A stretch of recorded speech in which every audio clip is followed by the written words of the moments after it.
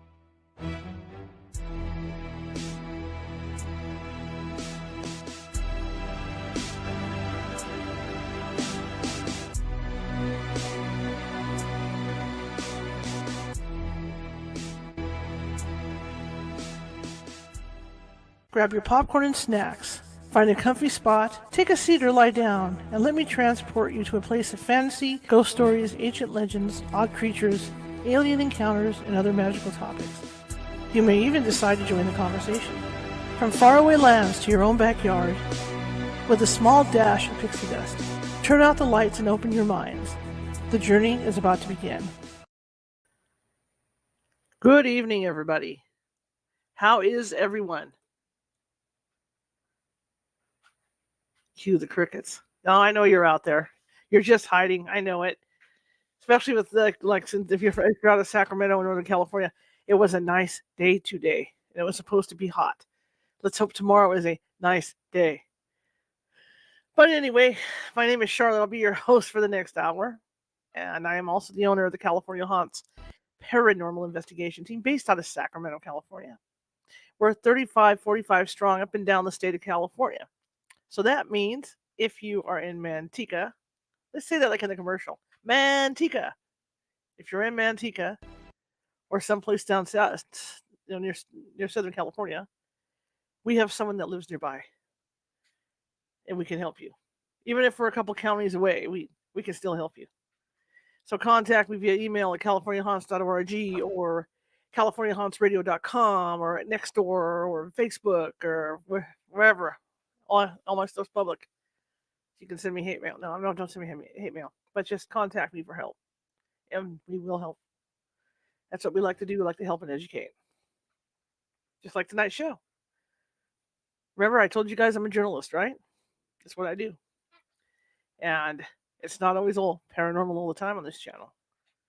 We talk about other things, meaningful things. Like, what are they doing to our skies? If they're doing anything to our skies. Or how about our food? Story I have is I worked out in Woodland paper for about 5 years. I was the city editor out there. And I had a lot of dealings with UC Davis. Now, there's nothing wrong with UC Davis. Okay, UC Davis is a great school. But they had this thing called DQ University out there. And what were they doing? Growing crops.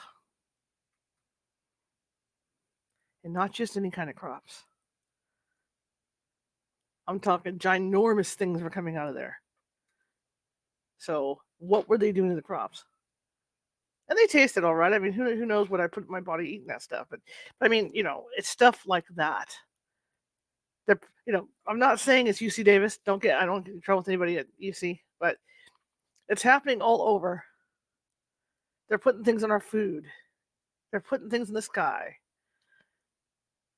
And then there's the company word about the sky. The sky is always we got to put stuff up there to bounce the radio waves off of. Blah blah blah. But who knows what it is, right?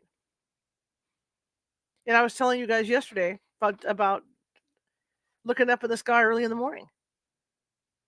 We never have a totally blue sky, ever.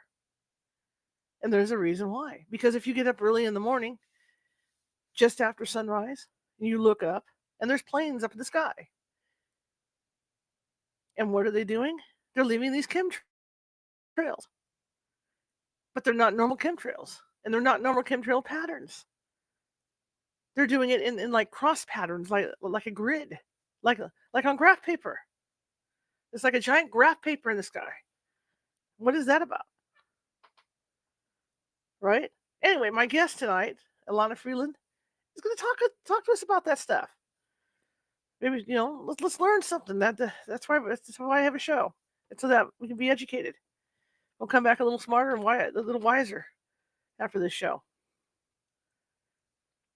And I want everybody to behave themselves in the chat room. I already had a gentleman. The show hadn't even started. Had to send him packing. I will send you packing if you start misbehaving in the chat room. Whether you believe in this stuff or not, everybody is entitled to their opinion. But there's no bashing. I won't allow bashing. Okay? I'll let you know ahead of time. Okay. So, quick announcement. Saturday, 7 p.m. Pacific time, Nancy Matz and I are going to be over on Facebook Live at the California Haunts Ghostly Events page. And we are going to be... Sorry. Okay. And we're going... She, not me. She's going to be doing 5-minute readings for special readings. It's $10.99 for a 5-minute reading. There's only 6 spots left. So if you want to do that, I suggest you go over to the California Haunts Ghostly Events page and sign up. But believe me, in 5 minutes, Nancy Matz can spew everything there is to spew for your reading. She can talk that fast, and she can put it together that fast. So it's a great event. So if you're interested in doing that, head on over to the California Hospital event page on Facebook. All right. Also, if you're watching from YouTube, look down in the right-hand corner. There's a little ghost there with a magnifying glass. That's our mascot. Click on that to subscribe. We're looking for subscribers. The more the merrier. There's not only shows like this, there's paranormal shows. There's like tomorrow we're going to have a domestic abuse thing going on with talk about sociopaths. So we're not always doing paranormal stuff. So there's if you look through all the videos on there, and there will be more than 200 starting on the 23rd. You're going to see. I think there's something for everybody over there, even for kids. All right. Also, if you're watching from Facebook, click that follow button. Love to have followers on Facebook. Love to have people watching us. That's what we are. You're over at Twitch? Same thing. Click that follow button. We really appreciate it. Okay, well, without further ado, I'm going to bring our guest in. She can tell you a little bit about herself, and then we're going to go from there. Here we go. Play nice, guys. Hello. Hi. Did you say your name's Charlotte? Yes, ma'am. All right. Great. Yep. And I'm Elana. Yep. Welcome. Tell me a little bit about you, please. Well, let's see now. All right. I've been doing this kind of work on geoengineering and what it really is for about 13 years. I've written 3 books on it, and I just finished my last book on geoengineering. I have pretty much taken everybody to where we need to go by tying the geoengineering and what's coming down on us and what we're breathing in and what's in the GMO fields and what is going on with the inoculations. All of it is connected. And I think I've taken it about as far as I can, and it's time for someone else to tell more stories about the geoengineering. Sounds good to me. Yeah, and I mean, I do have other things I do. I'll mention, because since this show is so eclectic, yes. Very nice. Eclectic. Yeah, I like it. I have written a series before I was doing the geoengineering called Sub Rosa America, A Deep State History. And it's in a fictional format to have some 60s people heading on the Mother Road, Route 66, from California to Dallas to see where President John F. Kennedy was shot. And a lot happens to them en route, which also messes with time. They're meeting dreamers, they're meeting dead people, they're meeting all kinds of people that are telling them the direction America is going in till when they arrive in Dallas. They've really changed. They were going to just live their little personal lives and ha, ha, ha. And by the time they get to Dallas, they realize that they really need to pay attention to what's going on in America. So, yeah, that's 4 books, 1,300 pages over 4 books. And I highly recommend it. It's what I think is my magnum opus. But and there is geoengineering in it. There really is.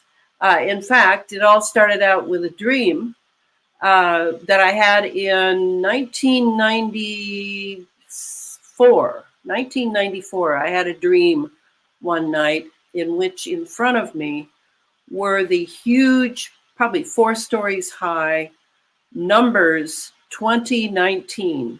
And they were on fire, those numbers. And when I saw that date, I took it as a date, 2019. Remember, this is 1994. I said, that's how I'm going to start the book. I'm going to do a flashback of one of the older characters, and I'm going to talk about how America is just coming down, and everything is coming down.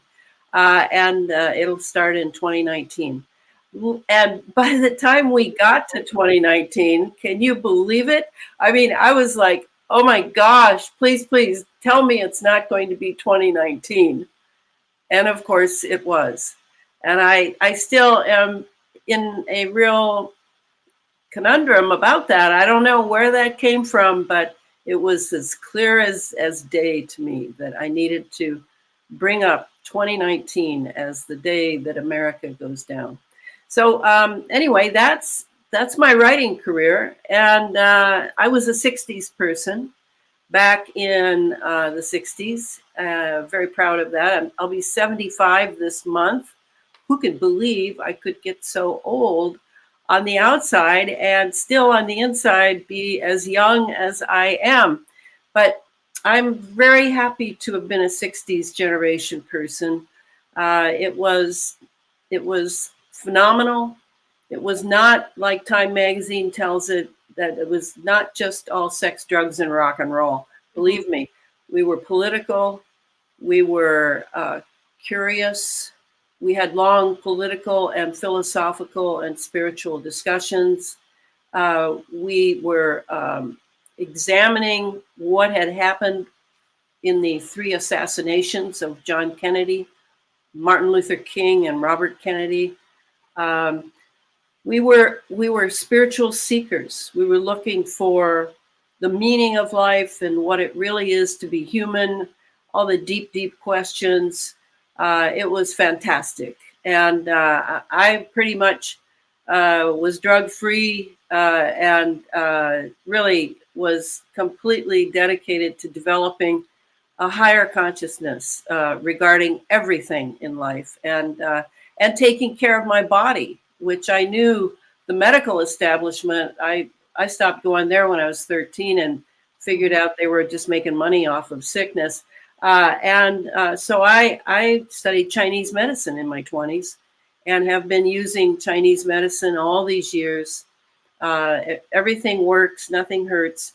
And I think that's about it. I live in a little apartment in the Pacific Northwest. I definitely am a student of Rudolf Steiner. 45 years I've been studying Rudolf Steiner. He's sort of my trailblazer guide. And I was a Waldorf teacher for years. I've taught in public high schools. I've taught college level. I got a master's degree in historiography at St. John's College in Santa Fe, New Mexico in my 40s. And yeah, that's pretty good. There's of course more, but that's enough for a starter. Well, I understand what you're saying about being of age and feeling young still, because I'm there too. Oh, well, not as far as I am. I didn't say that. I'm just saying I'm there too, okay? Yeah, well, I wake up and I think, I can't be that old. But what's really cool about getting older, at least for me, and I'm sure for you, is I don't know, I just know more. And not just because of the time, but because I've really laid my consciousness down as a work ethic and as an observer and a writer. I mean, I love it. But you have to keep your health. Yeah. Very, very, very important. I think it's that old saying too. Suddenly you realize you're talking like your parents. Yeah. But I mean, suddenly my father is the one I would argue with all the time, you know, and I was always around my mother more. And the more I'm on my own doing stuff, the more I understand my father. You know, isn't that something? Yeah, exactly. I don't think that's true for me, but I know what you mean. And I mean, what I want to do tonight. And how long is the show? I don't remember. About an hour, or we can go more if you want. Whatever, I'm good. Okay, let's go an hour because I had an interview this morning too. Okay, so what I want to do is, everybody thinks when I say the word geoengineering, they immediately think chemtrails, and that's understandable.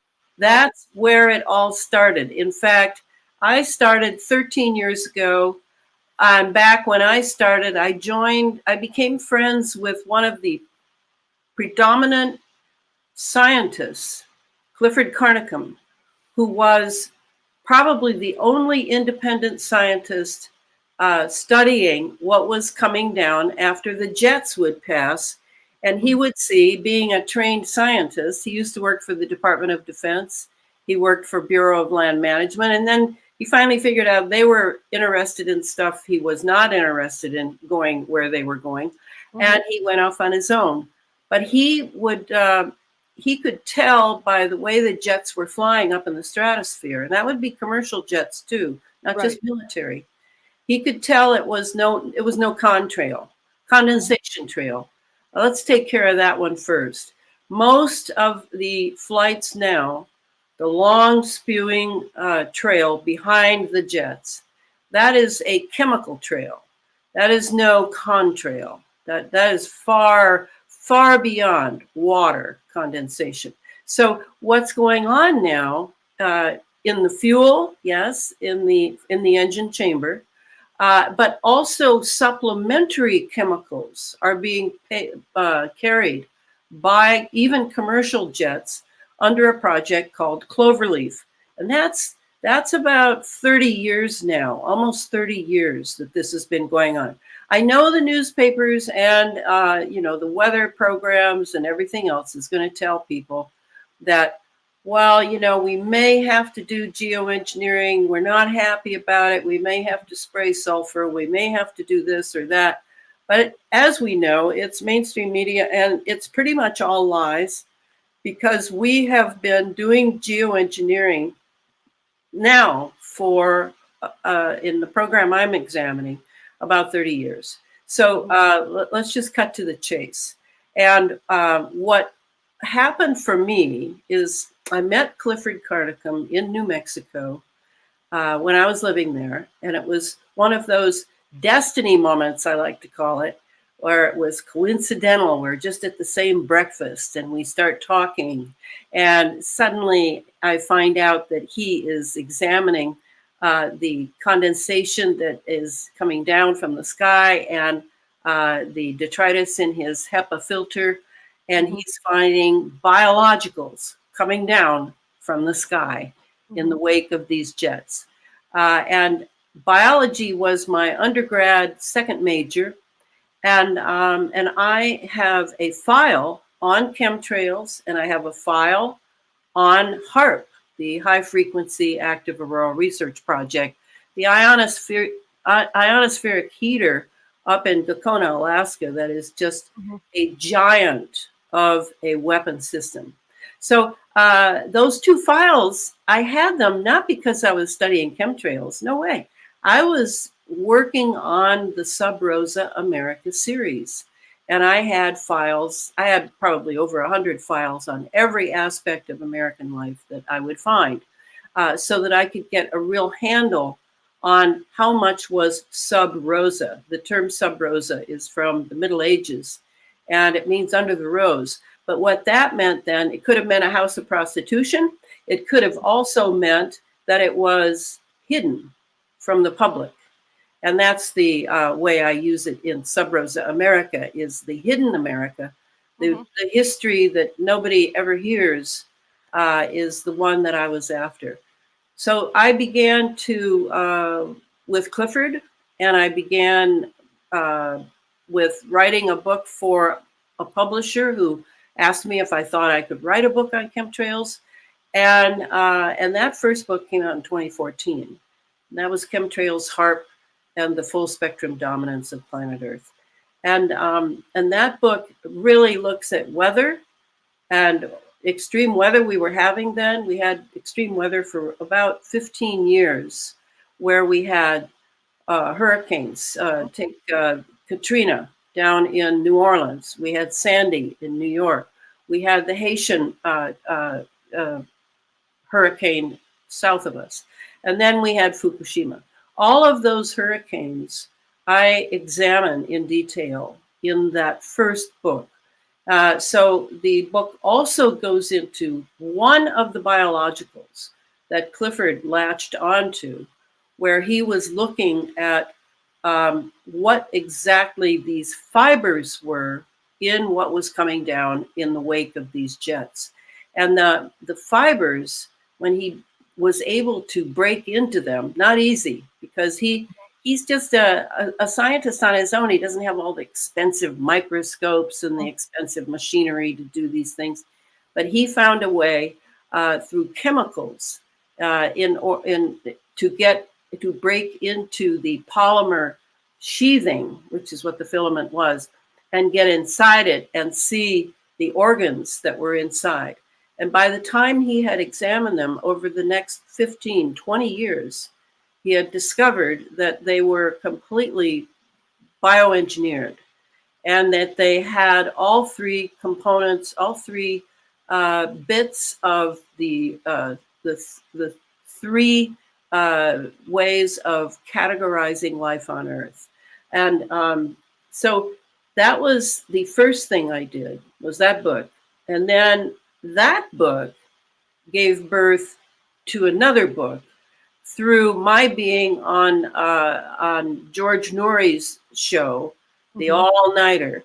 And after I came away from that show, oh gosh, there must have been 200 or 300 people who emailed me, one of whom was Billy Hayes, known to be the Harp Man. That's kind of the moniker that he had, because he was the team leader when they built HARP up in Alaska, the ionospheric heater, the very giant one filled with acres of phased array antennas.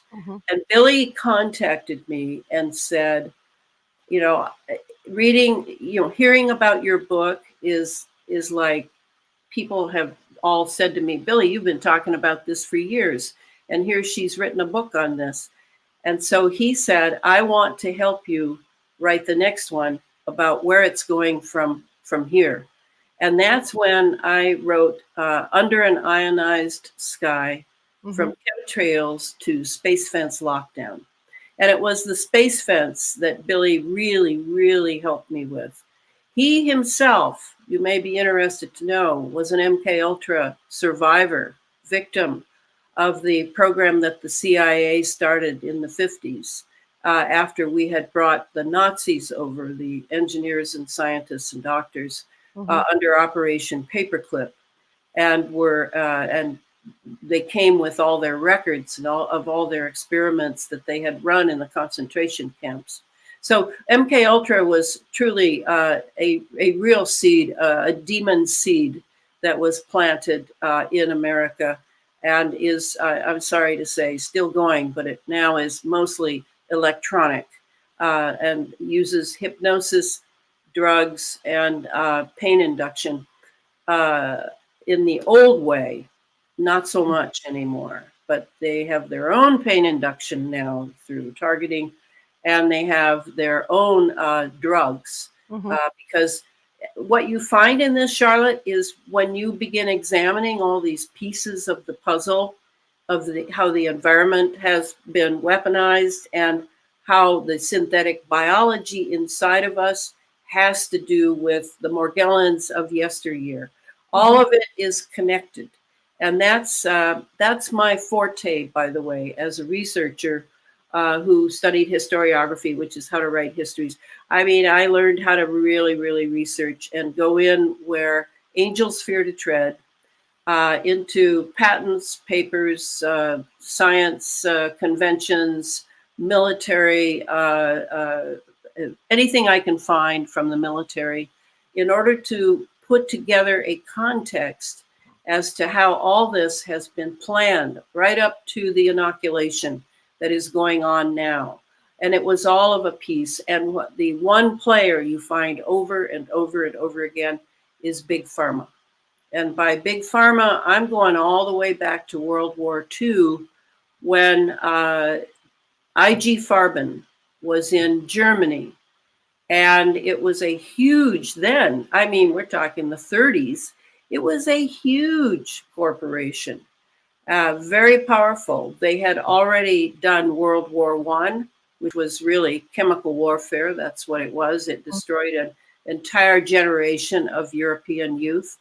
And they had gone on to World War II and running all the chemicals for that as well. So we're still saddled with this cartel, I call it, because when IG Farben, when the war ended in 45, IG Farben then split into several satellite corporations, one of which was Bayer, one of which was Monsanto. And these chemical corporations, as you know, that's who's putting all the chemicals into the jets that are flying, so that they can dump stuff on us that then we breathe, we eat, and we drink. So so it all fits a piece. And when Billy came on board to guide me through all the electromagnetics, all the things that he was MK Ultra programmed to know how they worked, he was invaluable to me. And we were... Real quick, for people that don't get the whole thing with the contrails on, the contrails on the jets, there's people that don't look up and realize the difference. What is the difference between a normal contrail for jet and then a chemtrail contrail for jet? So if you're looking up, and first of all, if you see a contrail, it's very rare now. Most fuel is all chemical. So you're not going to see that. Maybe in a small plane, a very small plane from a nice local airport. Okay, so the contrail, it begins about 3 to 5 feet behind the jet. It doesn't come straight out of the aft part of the combustion chamber. And when it comes out, it's a very short trail. And it will only last, at the very most, 30 seconds. And it dissipates because it's mostly water vapor. So it just dissipates. When you're looking at a chemtrail, or as I call them, chemical trail, you're looking at either, because I don't know how much you look in the sky at these things, but you'll sometimes see one trail, you'll see 2 trails, you can see 2 trails or 4 trails coming out of each wing. I mean, you could have as many as 8, 10 trails up there. I have seen them in a checkerboard pattern too, where the planes are crossing each other and putting them up. Right. They will do that. They will make patterns, but now it's getting much more surreptitious. Okay. A lot of chemicals are being laid. Oh, but let me finish the. I just wanted to clarify what they were, because some people don't look. No, it's good. So for the chemical trail can be very long, and it'll last. It can last 30 minutes, an hour, as it's fed and fed and fed, and then it dissipates out and forms what in yesteryear we would have called a cirrus cloud cover. But this is not real cirrus. These are not even real clouds up there, I'm telling you, because of what HAARP was able to do. And that's super important. HAARP and the entire purpose of the Air Force, the Navy, and Raytheon and Lockheed Martin running that program was that it finally controlled the ionosphere. The story fed to the public was that the whole thing of the HAARP building and then experimentation by DARPA was actually not at all about submarine communication. That was the story they told the public. No, it wasn't about that. It was about breaking into the ionosphere with all those hundreds of phased array antennas up in Alaska. You can look at a picture. If I had my PowerPoint up, I'd show you a picture of HAARP. But it is acreage of just endless phased array antennas. You all should be concerned about phased array antennas because, one, they're being put up everywhere in our smart cities, and they're different from the old antennas, like for the 2.4 gigahertz, 3G, 4G that we've had, because the phased array antennas do not radiate out as an energy. No, they are very much a beam weapons system. And so that's what HARP does. That's what an iPhone, a 5G and a 4G plus iPhone do. They have phased array antennas in them. They are weapon systems. This is why I do not own a cell phone at all, never will, never have. So when the HARP experiments went on, what they really accomplished, and there I have footage of a Senate meeting in Alaska where it is admitted that HARP is completely controls the ionosphere. Then what happened is they break into the ionosphere, stimulate all the atoms up there so that the electrons are popping off of the atoms. And all of those electrons become very electrified, which is what ions really means. And then they are drawn down into our atmosphere to ionize our atmosphere. The purpose of ionizing our atmosphere? Well, for all the wireless activity that we now have. A lot of people immediately think, oh, cell phones, movies, fast downloads, etc. No, primarily, look at all that as dual use. That's a military term. It means that civilians can use it and it can be used for military operations. And intelligence. You have to include intelligence in that. So now we have an atmosphere, as Clifford Carnicom ascertained with plenty of experiments that he ran in reading atmospheric pressures and things and the composition of the atmosphere. We have an entirely different atmosphere now than we had, say, 30 years ago. And we're breathing it. So what's coming down is what I concentrate on in both books. Yes, I do.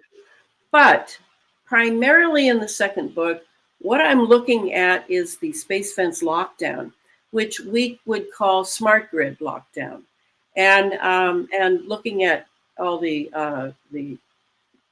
microwave towers, the iPhones, the 60 hertz in the walls, all of the electronic items that we seem to think we can't live without, all of the NEXRADs that are near radio stations, these all the platform that Lockheed Martin owns the patents for, was all about sandwiching us between satellites and a lot of heavy metals, nano-sized heavy metals dumped up in the stratosphere.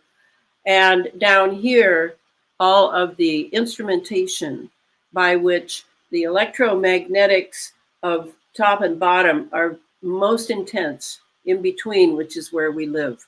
And that's what we've been living in.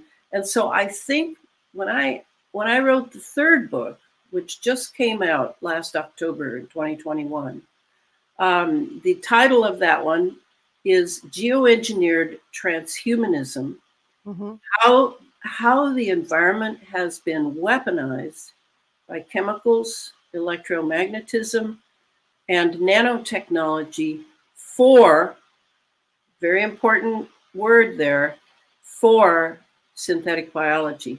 And now in this book, which is longer than either of the other two books, in fact, I would say this book is as long as both of the other books put together, 650 or so pages.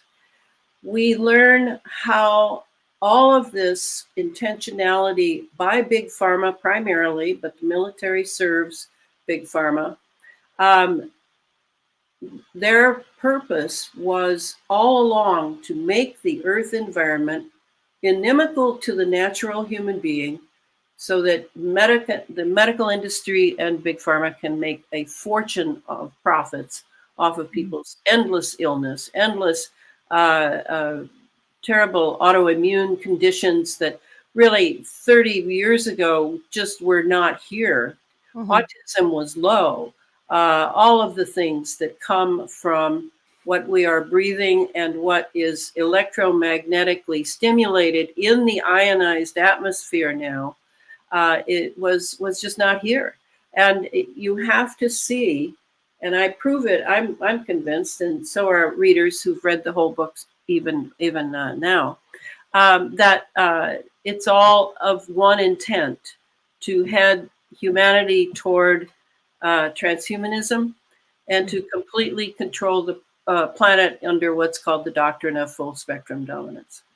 Well, when you talk about electromagnetic fields, as a ghost hunter, I'm dealing with this stuff all the time. I get into people's houses, and you go in, and the EMF is off the charts.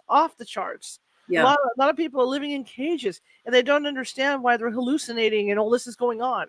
And that's one of the chief side effects of too much, EMF is they start hallucinating and not sleeping, and all this stuff happens, and paranoia and all this, So I understand perfectly what you're talking about. So when you go into these houses, you have your own equipment with you, right? Mm-hmm. What I'm wondering is, according to directionality and the strength of the fields that you're encountering, does it seem like it's just from the items in their house, these electromagnetic items, or is there another beam system coming in and stimulating those fields? I've run into both. Yeah. We had a house that when the power was turned off, the EMF went high. Wow. Okay, so that's what I'm wondering is how many of these people are actually being targeted, right, by people who have power over the 5G, particularly the 5G systems. Yeah. So I've run into both where with the lights and stuff on, or their clock. What's bad? Or like we found that bedside radio clocks. Yeah. Are horrible. And anybody that has like those beds that are supposed to be so comfy for you, those Niagara adjustable beds, just full of EMF. And I do say that to people when they start wanting to know what the remedies are, what they can do to be safer. The first thing I always say, besides do an inventory of your electromagnetic toys and see what you can do without, because all of that stuff is dual use and can be used by the clever who have access to 5G systems. I also say, if you're sleeping on one of those comfy beds with lots of springs in it, metal springs, you don't want that. You want, because all those springs can be used as antennas for EMF systems. So, I sleep on a futon on a wooden frame and have no metal in my bed. I also have no electromagnetic toys in there. And thanks for saying that about the bedside electric clocks. Yeah. I mean, better to get one of those little battery travel clocks for your alarm than that. Well, look what happened when they started installing smart meters. Yeah. What a mess. I had one of the psychics on my team, lived in an apartment. They put a smart meter just outside her window. She started seeing gray beings in her apartment. Wow. Just from the smart meter. Did she, we're not going to argue about this, but did she think that they were actually they would have been plasma if they were real. Did she think they were real and they were sort of like radio reception coming in as a certain frequency so that she could actually see them? Yeah. Yeah. So not holograms or not being broadcast. These were three-dimensional, things she was seeing in her apartment. And it didn't happen at all until after they put the smart meter in. So doesn't that mean that these entities, like the Greys, really must love electromagnetics? To feed off of that, which is interesting because when you look at like the movie Close Encounters of the Third Kind, what happens? They suck the power out of the cars. They're sucking the power out of this. The lights are going out in the cities and stuff. And so so they must be just sucking up that electricity. Yeah, exactly. So yet another reason to examine your relationship with electromagnetics, because the bodies we have now, our natural human bodies, are not electromagnetic. People will often say to me that the body is electromagnetic. That's not quite true.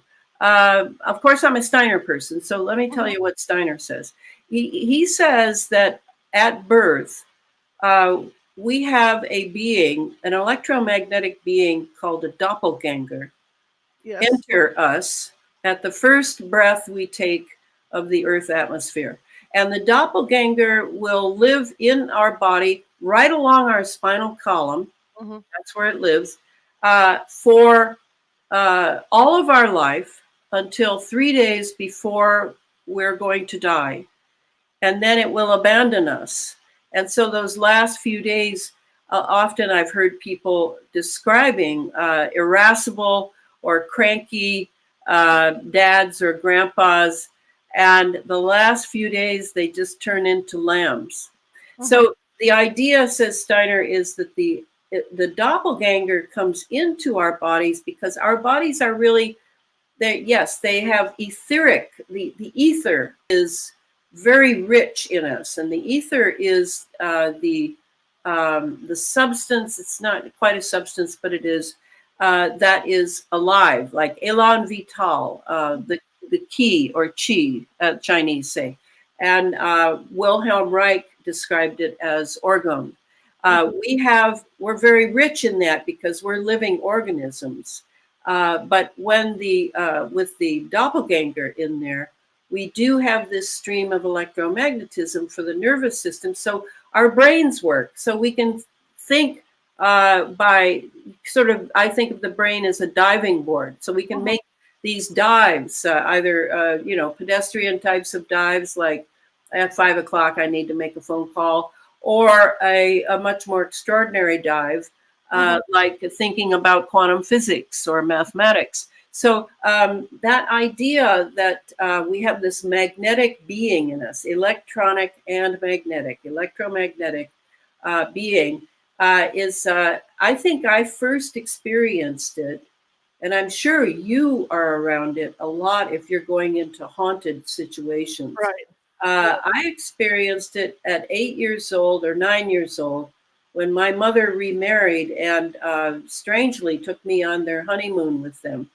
And we went up into the White Mountains in New Hampshire to see the old man in the mountain, which, by the way, is no longer there.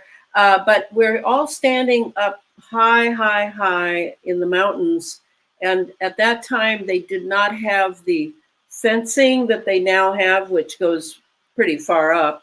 At that time, they just had a sort of a barrier, but you could have stepped over it easily. And I was a little girl, and I was over by the barrier, kind of like looking out and looking down just to scare myself a little bit.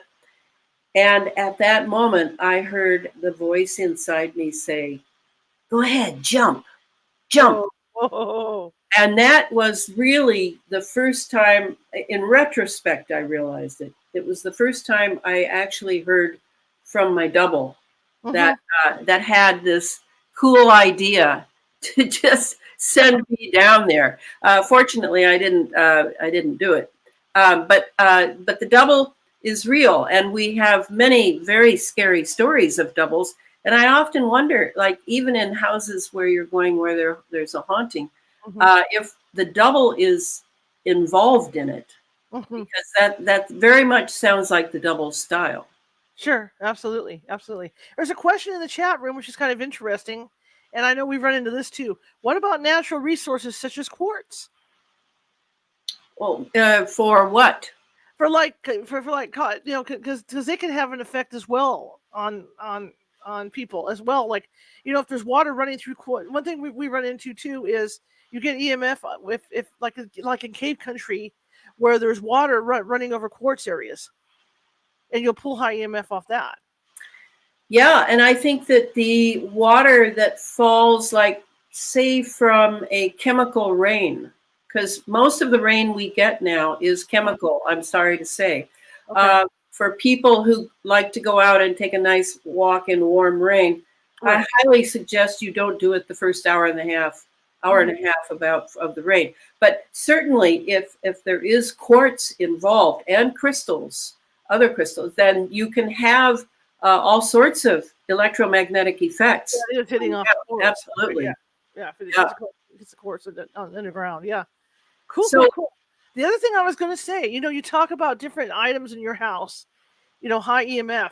These light bulbs are pushing on us. Yes. Oh Yes. my God. Go over to Janelle. Janelle will have an EMF meter. Anybody that has an EMF meter, walk over. I'm not talking the old style light bulbs. I'm talking the new style light bulbs. Walk over to your lamp and turn your EMF meter on.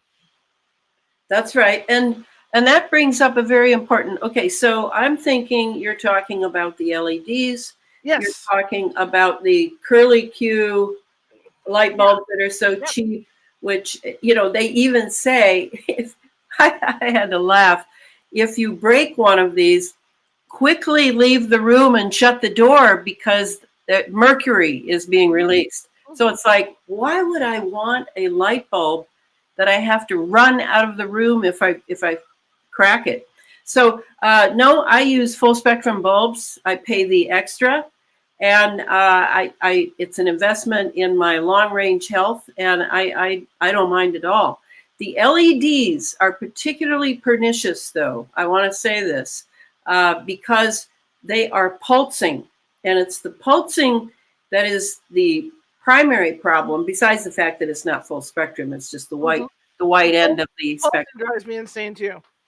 Yeah, and they a lot of people have them as inserts in their living rooms, and I just can't even believe it. I mean, I walk in there and I'm like, oh my God, this is a disaster. Because eventually there will be cancer, there will be all sorts of things. It's the pulsing that is particularly dangerous because we are resonant beings. And that's a really wonderful thing because we can resonate with a fine piece of classical music. We can have an amazing whole body experience sexually. We can have a whole body experience looking at a beautiful piece of art in a museum. I love being a resonant being. The problem is that my body will possibly, if the frequency is at a certain pitch, it will start resonating with whatever frequency is being beamed into me, and that's the problem. A guy in England named Mark. What's Mark's last name? He lives in Gateshead, which is a community in the north of England. And he went on the internet repetitively talking about the LED lamps and lights that they were putting in his area. And now we have them all through the United States. Yes. Those are the ones that are sort of oblong shaped, and you'll particularly see them at the tops of very high poles out on freeways and parkways. Those are really bad news. And they, I don't know if you've noticed, but they'll go on when you're approaching. And then when you've passed, they will go off. So they obviously know when we're there. And the pulsations really pulse us. And that simply, please do not have LEDs. I suppose in a flashlight you could have one because they're. I learned my lesson. I had one up in my bathroom. When they die, oh my gosh, when they die, they will pop. Oh, they do. And they make a god awful sound. Then you're wondering what it is. Then it smells like there's something on fire, like there's a short. No, that's the LEDs. Yeah. Not the curly guys. No, that's the LEDs when they go. No kidding. See, I never allow. Yeah, I was thinking there was a fire or something in my bathroom, and it turns out the bulb died because I was standing there and I kept hearing this popping noise, this crackling, popping thing, and I thought, oh my God, there's a short somewhere, something's going on, And it turns out the LED, and then all of a sudden and there was no smoke or nothing. You could just smell this smell. It's insane. When I was taking photography back in the late 80s, we'll say that. And I remember, fluorescent lights. And I remember because it wasn't digital cameras, it was, SLR cameras. In order to compensate for the colors, you had to use a green filter because it wasn't natural light. Right. And what I'm noticing with photography now is that everything has gone LED. Because everything's gone curly light too. And the problem is, it's not natural light. It doesn't give off a natural glow. No, it's in the blue end of the spectrum. Yeah, it's ridiculous to use. Yeah. It's like my spotlight here. I got a regular bulb over here as my spotlight. I can't stand the other things. Well, yeah, and incandescents are available again. I mean, for a long time, it was very hard to find them, but now they're all over the place, and definitely do. I buy these full spectrum light bulbs, so they have the red end of the spectrum and the blue end of the spectrum involved, and that. Yes, it's. I'm so used to it now. I'm very sensitive to the light. I'm glad you brought lights up. Oh yeah, yeah. Is that part of it? I've had my moments. Yeah. Oh, just I wanted to tell you that sometimes if people are seeing two suns in the sky or two moons in the sky, if you look closely at one or the other, you'll see that the sun that is our sun, the actual star that is ours, is a sort of golden light and has a round perimeter. If you look at the other one, it is no doubt a solar simulator, which is completely nothing but masses of LED bulbs in hexagonal panels. And if you notice, the quality of the light is very white. I mean, exceedingly white, like those terrible LED they're nasty headlights that have been allowed, which can hypnotize you. Really terrible idea. And then around the edge of the solar simulator, you'll see a sort of raggedy edge. It will not be a smooth round at all because you're looking at hexagonal panels. So just to let people know that really does exist. It really does. And that we still have our sun, and not to worry. Here's a question. With all the stuff that they're putting into the atmosphere, they're always honest about the ozone layer. Is this stuff affecting the ozone layer at all? Absolutely. Absolutely. In fact, the fellow who designed the cover of my third book is an expert on ozone. So, oh yeah, I mean, I have some horror stories that aren't hauntings, but are actually geoengineered projects, such as the day a few years ago, I think it was 2009, I want to say, or 8. Our entire magnetosphere, which is 22,000 kilometers up, went like a pancake and totally collapsed for 3 hours. Wow. And it was not allowed in the news. It was only in retrospect that you could find sort of rumors here and there and see little teeny weeny commentaries, because they're constantly experimenting now that they have the atmosphere ionized, which basically means the atmosphere is like a battery or like something, an antenna. Now that they have that and they can control the ionosphere as to how much ionization to bring in and etc., they're doing all sorts of experiments with our plasma sun, that they're saying is due to CMEs and solar flares and blah, blah, blah. And yet it's not that, it's them. This is my problem with the whole global warming, climate change cover story, is that there is truth in the fact that there is a warming that goes on when you're using ionospheric heaters. It will warm the atmosphere quite well. And then climate change, yes, the climate is being changed, would be the way I would put it. Right. It's not changing naturally. No, it's being changed. And so that's what I want, is I want to bring this whole issue, just for the geoengineering part, and not even the synthetic biology part, bring it to people's attention that we need to really, really say to ourselves, wow, what am I seeing? Like, you look up, you see two suns. Or you look up and you see this raggedy edge sun with very blindingly white light. To learn enough about the technology that now exists and is not science fiction, to know what you're looking at, so that you're not making up stories of, like aliens and all that. We've got enough confusion going on through the disinformation that is constantly spewed out by the mainstream media and NASA, in order that we really need to get very a little sharper. And I know it sounds crazy that I'm saying that, because never have I seen so much mind control on a broad scale as I see now. Whether it's my town or somebody else's town, or whatever's going on. We've seen too much TV. We've been programmed. I mean, they even call it programs and programming on TV. I mean, it's like, it's right in our face that we're being programmed. And now we have these, most people have these iPhones that are programming them. And again, that programming process is done through a very sophisticated pulsing frequencies type of technology. And it's the pulsing that is going to get us. By pulsing certain frequencies, they can change our behavior, they can change our thoughts, they can change our emotions and our feelings.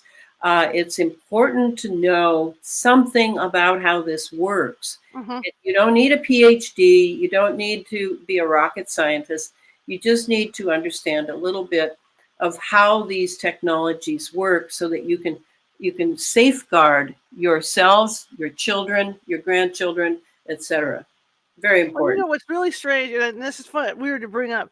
Well, first off, I agree with Athena. Athena says that, because she lives in North Carolina, and like she'll say, you wake up, it's a beautiful blue sky, early in the morning, and then they start flying. Like she says, she's seen the checkerboard pattern, and then it's hazy. You never get a clear sky because of all this. But the other point I was going to make, and this is kind of silly, but it's not silly, when you say that people need to understand how they could program you. Friday the 13th did that movie. Not Friday the 13th, Halloween. One of the Halloween movies did this thing where they were making these masks, and they were of course they were killing people with these masks. But what it was is they had like a metal piece on the mask, and the kids would be watching TV. And they would send a message through the TV that would come through the mask. And it was a pulsating message. Because the metal was like an antenna. Yeah, the metal was like an antenna. And that's the type of masks that most people wear now, and are required in places of business where mask is still required. It has that piece of antenna across the top. Yeah. I mean, it's like, hello, let's wake up. This is an electromagnetic era. Yeah. And when they say they want the doctrine of full spectrum dominance, that's a very important phrase, and I'm sure you've heard it. Sure. It is about the electromagnetic spectrum. And when you look at an electromagnetic spectrum with gamma waves at one end and radio waves at the other end, and then you have all of these other different frequencies in between, you look at what our visual range is, the human visual range, and it's tiny. It's a little teeny weeny wedge. And so all this is going on. I mean, you know that because you're doing hauntings where you're encountering entities that have bodies or embodiments that are at certain frequencies. Right. They don't have bodies like ours. Right. They have, I think they're plasma. They're made of plasma, because I go back to the photographs that Wilhelm Reich, MD, took back in the 50s with infrared film out in the Mojave Desert. You can still see those. And he saw entities all the way around in the sky, massive. I'll have to look that up. That's cool.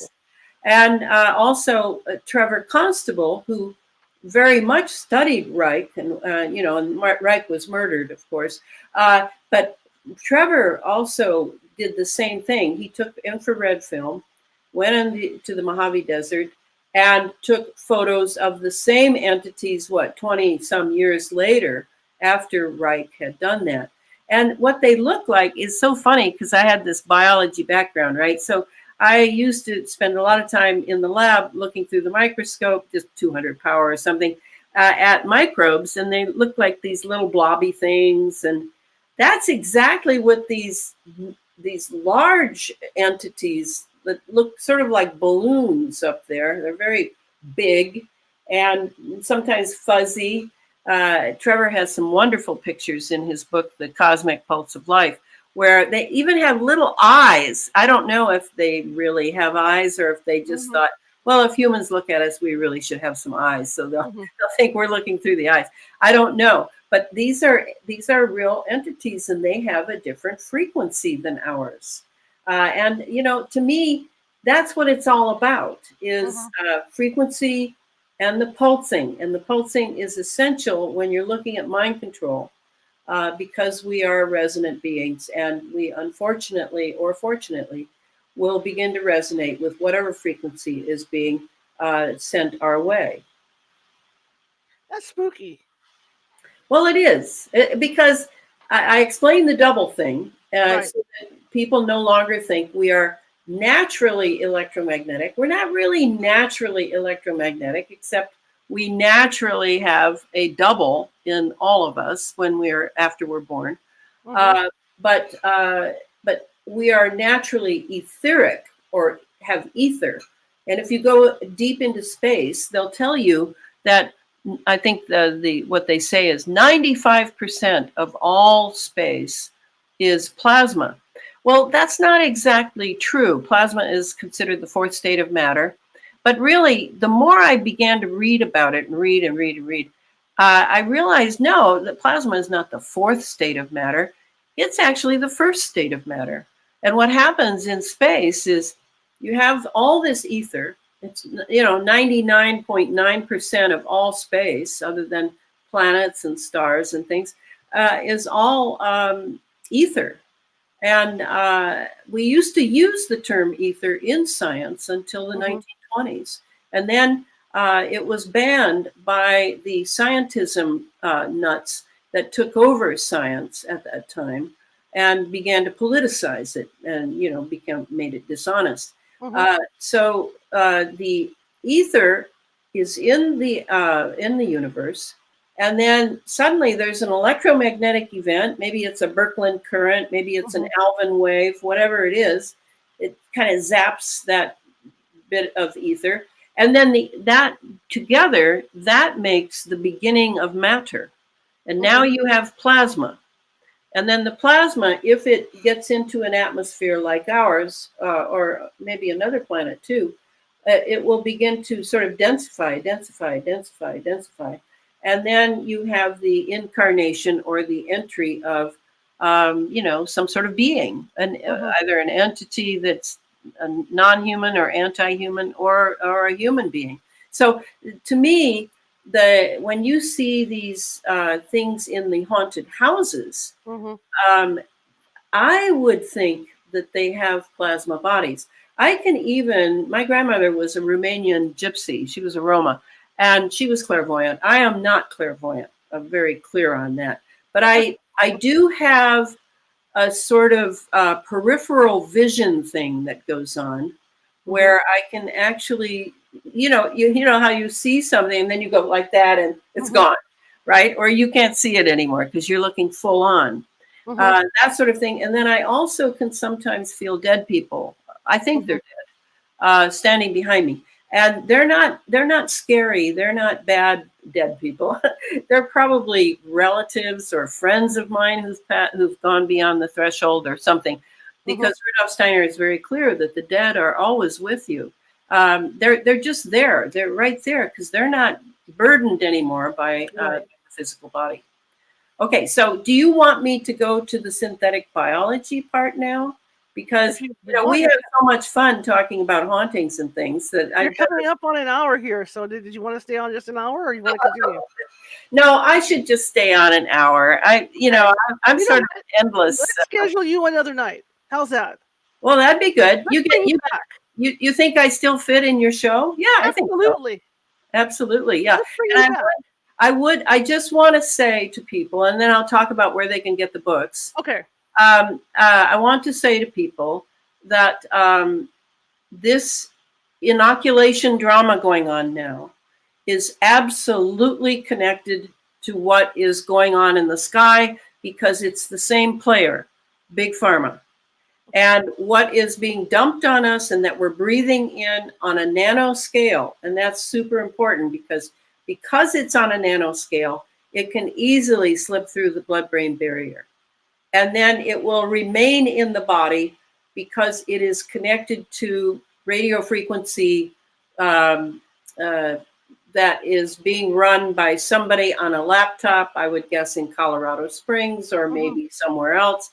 And those nanobots inside of me, inside of you, inside of everyone who breathes this earthly air now, can be programmed from a distance and can be very useful for turning us into transhumans, okay? Turning us into something that is not so human anymore.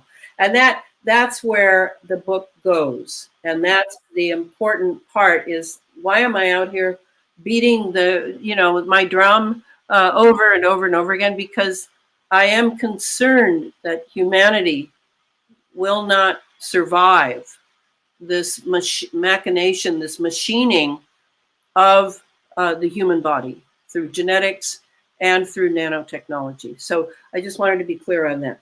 Okay, so get the books. You can get them at Amazon. How can people find you? Well, they can find me through elanafreeland.com. That's my website. My webmistress does a beautiful job there. And I am posting every morning on the one site that Facebook still allows me. It's called EMF Planetary Engineering. I post a lot of things. And then on gab.com, I am you go up to the top and press groups. And I am a group called Geoengineered Transhumanism with Elana Freeland. Both places I post every morning. And then for getting the books, you can go through Amazon for the Chemtrails Heart book from 2014, for the Under an Ionized Sky from 2018. And you can even get a black and white edition of Geoengineered Transhumanism.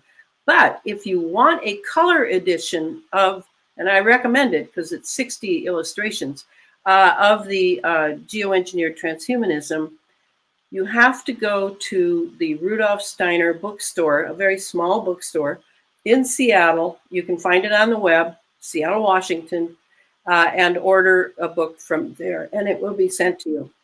Okay, cool. No, I want to continue this conversation. So I would you like to come back on? Sure.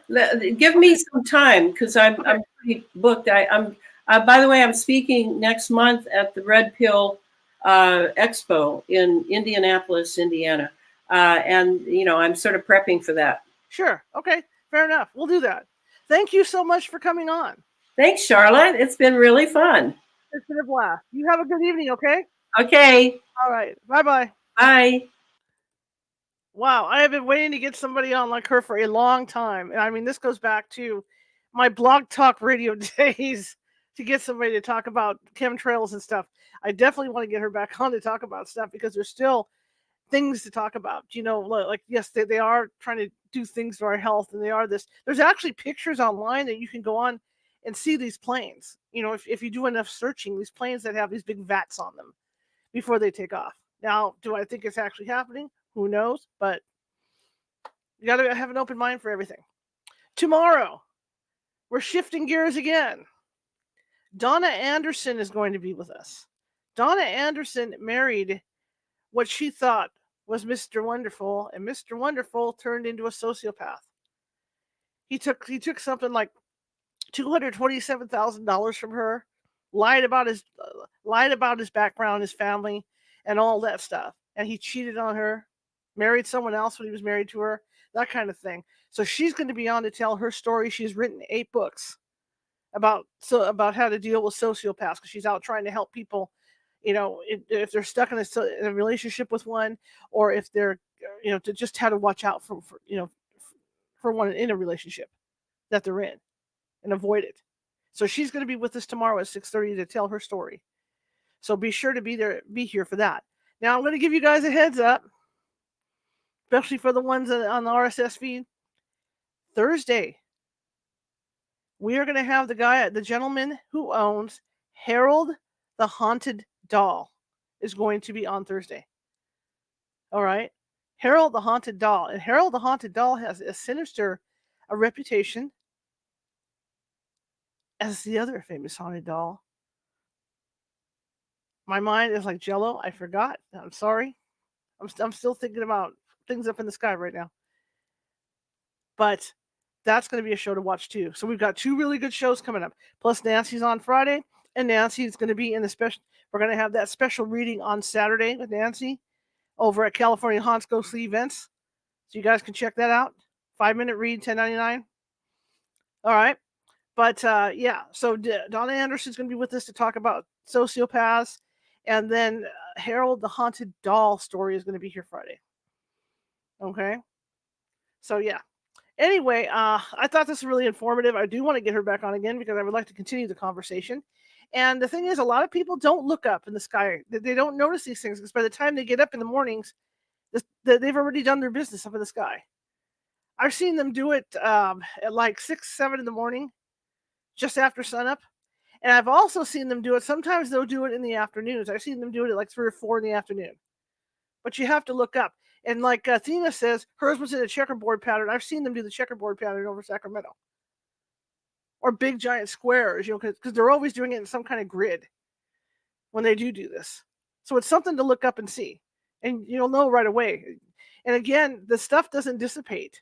It doesn't go away right away after the plane spews it out. It sits there. And think about that. For people that fly kites, right? Anybody that's gone kite flying. You get so far up off the ground and there's wind. That's why your kites can go up so high. Well, think of all the wind that's up there. And these chemtrail things get up there and they hang in the air like 30 minutes in all that high wind. So imagine what's keeping them up there, like chemtrail Velcro. I don't know, but whatever's keeping them up there.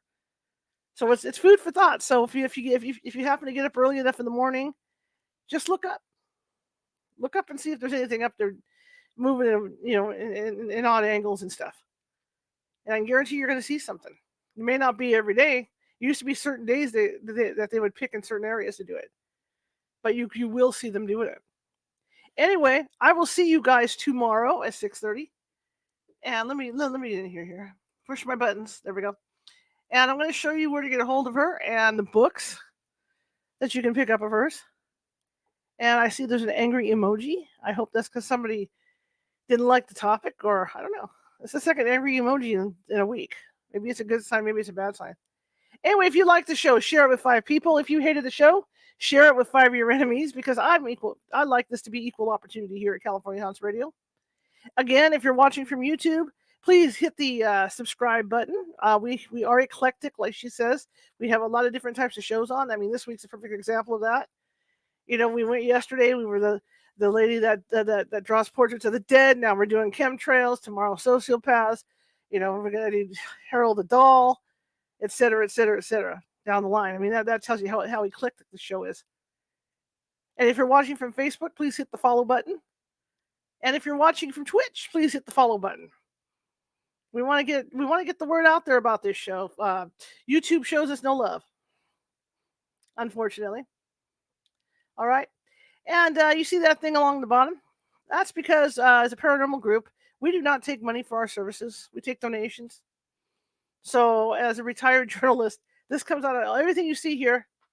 Mic, headphones, lights, cameras, action, whatever. Comes out of my pocket. Just like all the paranormal equipment that we have to help people out. So I could use a little help too. And you can do that at paypal.me at California Haunts. I love this show. I love doing it. I want to keep the show on the air. I didn't even think we'd get this far. The 23rd is going to be our 200th show in this format. So I didn't even think we'd get this far with the show. But yeah, here we are, And I'd like to keep it on the air and keep the guests coming. And I think you guys enjoyed it enough to do that too. So if you could help me out a little bit, paypal.me at California Haunts. Or if you're not a PayPal person, Venmo, and then just type in California Haunts. Any little bit would help. Pay for the internet, whatever. Anyway, I want to thank you all for coming, and I will see you tomorrow, 6:30 p.m. Pacific. And here's our information. Websites, ElanaFreeland.com and Elana Freeland on Facebook.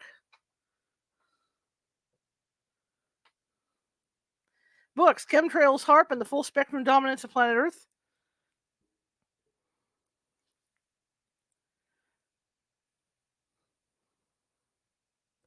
And you've got Geoengineering, Transhumanism, Under an Ionized Sky, From Chemtrails to Space Fence Lockdown.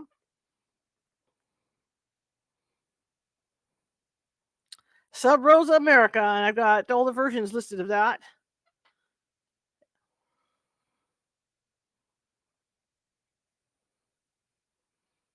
Those are all the different versions. She's got, I think, four. I think there's four books in that series.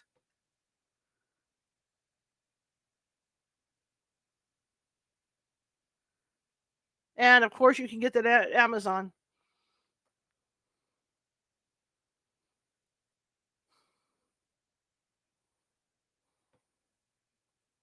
So again, thank you everybody for coming. I really appreciate it. And I will see you tomorrow at 6:30. Have a nice night.